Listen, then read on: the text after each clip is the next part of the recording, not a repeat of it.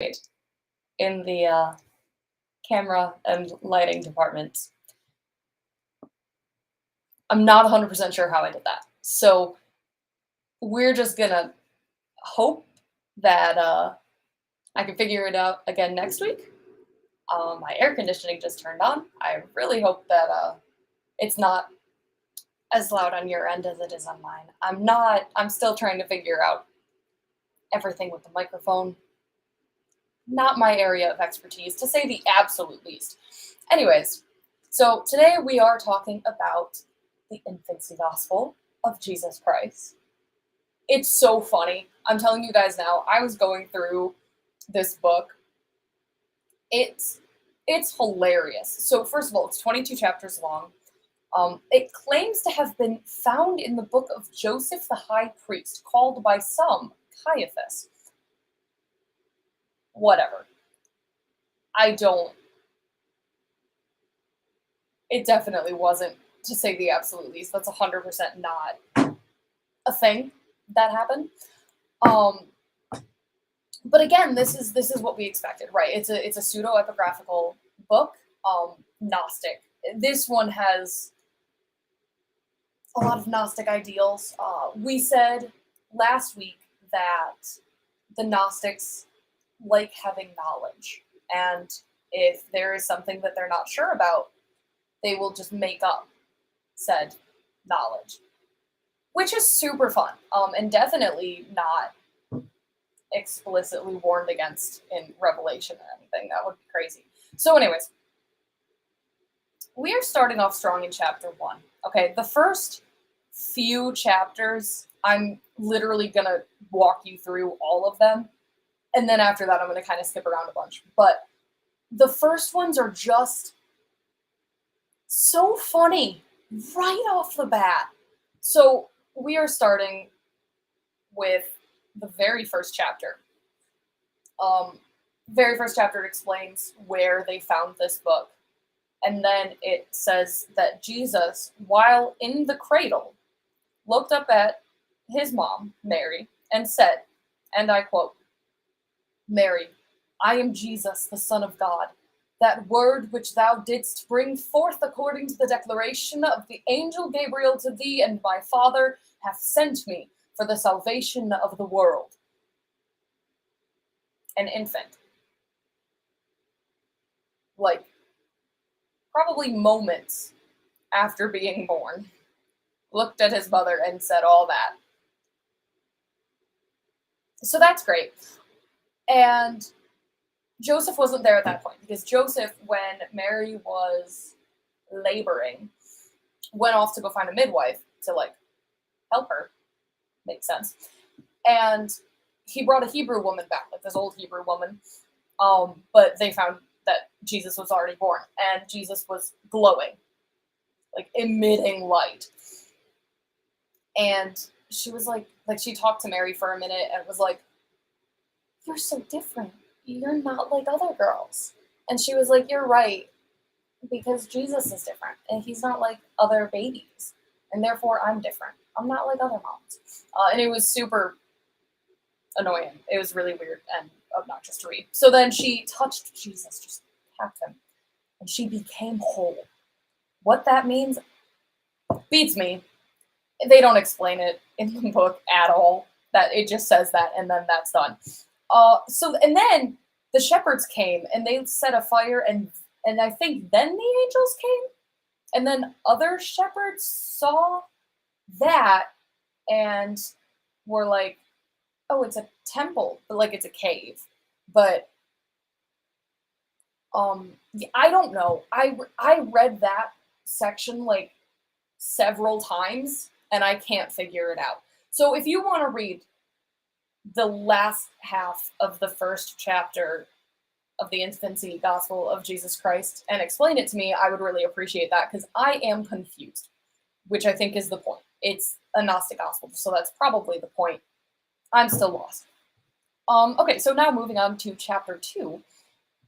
The 8th day, Jesus is still hanging out in the cave. And so the Hebrew woman, who is also apparently still there, circumcised him in the cave. And then, it depends on who you ask. but she preserved the foreskin or the umbilical cord. And just so you know, I am not saying that it depends on like which version of the book you read. No, the book says that it depends on who you ask. If she preserved the foreskin or his umbilical cord. Um, so there's that. So she preserves it in an alabaster box of nard. Okay, she gave it to her son, who I think runs like a pharmacy type deal. I'm not 100% sure. It's something. And so she gives it to him with the instruction not to sell it unless he is offered 300 pence. Pence is not a form of currency at that point. But maybe they translated the currency? So I don't know. Mary the sinner later bought it for the 300 pence. And that is the oil that she used to anoint Jesus' feet. The foreskin oil.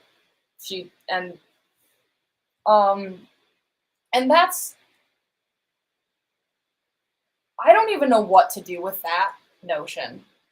So you do with that what you will. It also, at the end of that chapter, says that 40 days after the circumcision, I want to say, they presented Jesus at the temple, which fine, that is a thing that happened. But there were angels there acting as like Jesus's bodyguards, which is really weird. So I don't know what that was about, but that's what they said. These next two chapters are quite interesting for me. So Mary, the wise men came, and she gave them Jesus' swaddling cloths. They went back home and had a feast in honor of these cloths, and then threw them in a fire. Why? I don't know. But then they pulled them out of the fire, and they hadn't been touched by the fire. They were not burnt at all. It's a miracle. So that's fun. So that's where the swaddling cloths are. Okay, they're way over with the wise men. Remember that, because the next chapter, you'll see. So they're on their way to Egypt now because the wise men didn't go back to Herod. They went back to their hometown, and now Herod's mad, and Herod wants to kill them. So then they one thing to note about the Gnostic Gospels is that typically the way that they operate is they take what we already know from the Gospels, from the actual Gospels, and they build upon it until it's borderline unrecognizable. So that's what's happening. You're going to see a lot of things that are true, and then they're going to take a hard left, like with the foreskin oil. What was that? What was she thinking? Anyways, we're not dealing with that right now. So they're on their way to Egypt. A part of their saddle broke. So they stopped in a city and stayed at an inn near a major idol, which, like, the gospel said that the idol was like the idol that all of the other idols would give presents to. And here's the thing. Okay, here's the thing.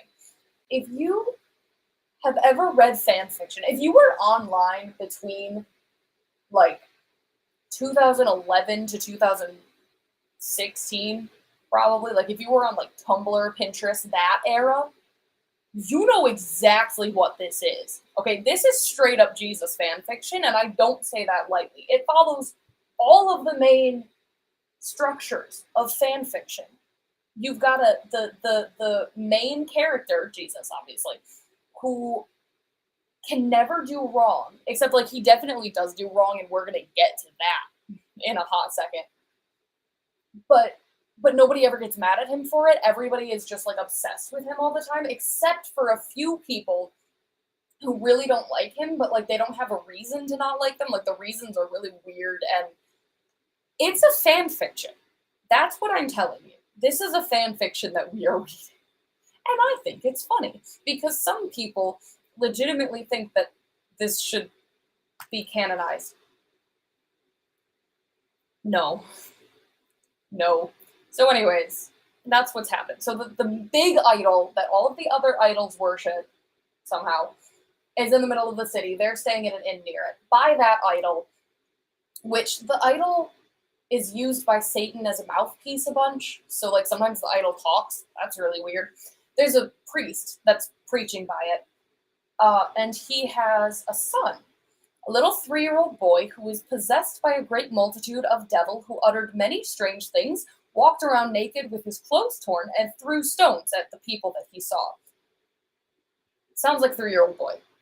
I'm not gonna lie to you and say that, yeah, that kid's possessed by that just sounds like a really like just a 3-year-old boy. If you just let him do whatever they felt like doing, like any 3-year-old boy who was just left on their own, that would be what they do. So everyone in the city, and it doesn't explain why, but everybody in the city was astonished at Mary and Joseph. No explanation for why, what earned them this astonishment, just astonished.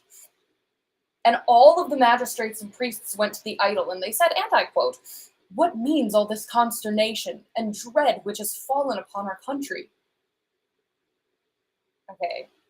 And the idol answered, "The unknown God is come hither, who is truly God, nor is there anyone besides him who is worthy of divine worship, for he is truly the Son of God. At the fame of him this country trembled, and at his coming it is under the present commotion and consternation, and we ourselves are affrighted by the greatness of his power." And then the idol collapses, and everyone panics and hugs each other. Now, here's the thing. If we are to believe that this is the devil saying all of this, he wouldn't be telling the truth about who this kid is. Why would he do that? What's the point? The devil's whole thing is that he lies, like, all the time about really important things. So why is he now telling the truth? Also, and double check my theology on this one, but I'm pretty sure the devil can't or won't, is too prideful to admit that nobody except God is worthy of worship.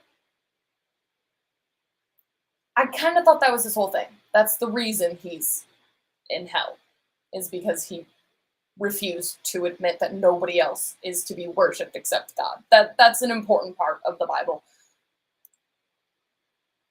So there's that. And also the unknown God.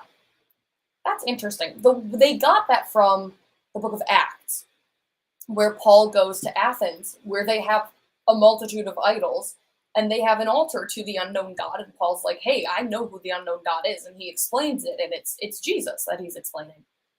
And that's a very poignant moment of evangelism by Paul. So they're taking that and they're hoping that you'll like recollect that or like remember, oh, the unknown God is biblical, so clearly this is biblical too. But that is not how the unknown God was used. Jesus isn't the unknown God. The Jews have known about him, like for a really long time, like centuries, millennia at this point. They knew. So he's not really the unknown God. He was just the unknown God in Athens because they had an altar inscribed with "To the Unknown God." Anyways, I digress. That's not one of his titles. So then Mary, while all that's going down with the idol, literally, Mary was washing the swaddling cloths of Jesus that came back, are still with the wise men. Did she only give, like, did she like tear? Or did she only give him like part of the, like, I don't understand. Because a swaddling cloth, it's like it's a cloth, and they bind it with like strips that are all tied together, right? So there's like two sections. But theoretically, I mean, as far as I'm aware, Jesus is still little, like tiny. So is he still being swaddled? Like what? I don't understand. But anyways, so she hung them to dry. The devil boy picked one up, put it on his head. And then the devils escaped his mouth in the shape of crows and serpents for some reason. And then Devil Boy began to sing praises. His dad asked what happened. He explained. And then, and I quote, "At this, the father exceedingly rejoiced and said, 'My son, perhaps this boy is the Son of the living God who made the heavens and earth. For as soon as he came amongst us, the idol was broken and all the gods fell down and were destroyed by a greater power. Then was fulfilled the prophecy which saith, Out of Egypt I have called my son.'" That's not what that prophecy meant. Sorry, hate to break it to you. It's not. It's not. Okay, so we're starting to get. I knew this one was going to take a long time because it's bonkers. Um, in like a couple chapters after that one, there was a mule that used to be someone's brother. Like it used to be a human, and then his sisters were like so upset because he was a mule now. So Mary like plops Jesus on the back of the mule, and then the mule was turned back into a human. And then a little bit later, Judas makes an appearance. Okay, this is crazy. All right, it says, um, this boy named Judas, as often as Satan seized him, was inclined to bite all that were present, and if he found no one else near him, he would bite his own hands and other parts. Um, and so his mom took him to Mary, and like his older brothers, which I think is interesting, James and Joseph had taken away the infant, the Lord Jesus. You can tell as I'm reading this, I can tell that it is very influenced by Catholic theology because there are several instances of people of Mary being referred to as Our Lady and like Saint Mary, that type of deal. And here the implication is that James and Joseph, his brothers, were older than him, which is incorrect. But okay, that's a different episode. So Judas came and sat down at the right hand of Jesus, and when Satan was acting upon him as usual, he went to bite Jesus. And because he could not do it, he struck Jesus on the right side so that he cried out. And in the same moment, Satan went out of the boy and ran away like a mad dog. The same boy who struck Jesus and out of whom Satan went in the form of the dog was Judas Iscariot, who betrayed him to the Jews. And that same side on which Judas struck him, the Jews pierced with a spear. First of all, the Romans pierced with a spear. I'm like, see, and now this has me questioning that, but I'm fairly certain that was not the Jews. That the Romans were the ones in charge of doing that, and I digress. It's just, so you can see in this how they start with biblical principles. They start with the stories that we all know and love. And then they just go and do the most bonkers spin-offs of the Bible stories. So I'm going to kind of run through these next few really quick. There was one, Jesus, it mentions in one of the chapters that Joseph's actually a really bad carpenter, and what he does is Jesus will just like stretch his hand out to the wood and make it whatever size Joseph needs it to be, because Joseph can't make anything. It was weird. So there's a bunch of stuff with dead boys, like just back to back. It's weird. Some of them are not Jesus' fault, and then a couple here are my favorite. Okay, Jesus was playing with a couple boys by the river, and they made like little pools to put fish in, and like had little channels that filled it with water. Normal boy stuff, right? And Jesus made like some sparrows and put them around his pool. And this one guy came over, another boy came, and was like, it's the Sabbath, and you're making things. And so he started just to destroy everything because that's okay to do on the Sabbath. You just can't make anything. So then Jesus claps his hands over his sparrows, and they flew away, chirping. And the water in Jesus' pool vanished.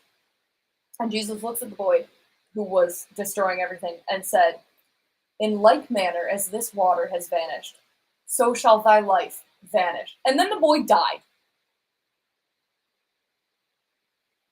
So there's that. And then a little bit later, Jesus was coming home in the evening with Joseph, and he met a boy who ran so hard against him that he threw Jesus down. And then Jesus said, as thou hast thrown me down, so shalt thou fall, nor ever rise. And then the boy died. So he's just on a murder spree. And then Jesus, no. And then a teacher asked Joseph to send Jesus to him, right? To learn the alphabet. I did not mean alphabet, that's Greek. Alphabet is Hebrew. Big brain moment. So he asked Jesus to pronounce Aleph, so Jesus did. And then he asked for bet, and Jesus asked first. He was like, well, I'll tell you how to pronounce that if you can tell me the meaning of the Aleph. And so the teacher then threatened to whip Jesus because it's the first century and corporal punishment. So Jesus then went into a very long explanation of all of the letters and all of the linguistic intricacies of the writing system of the day. And so the teacher was like, wow, this kid was born before Noah. I have nothing to teach him. So then Joseph was like, okay, let's go to a new teacher who's smarter. And the new teacher was like, okay, say Aleph. And Jesus was like, Aleph. And the teacher was like, okay, what's the next one? And Jesus was like, I'll tell you what that one is if you can tell me the meaning of Aleph. And so the teacher went to hit Jesus. And as soon as he raised his hand withered and he died. And then Joseph was like, hey, Mary, let's just keep Jesus in the house because he keeps killing everybody that angers him.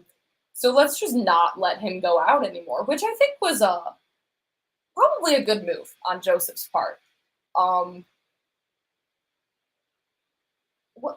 Goodness gracious. He's just...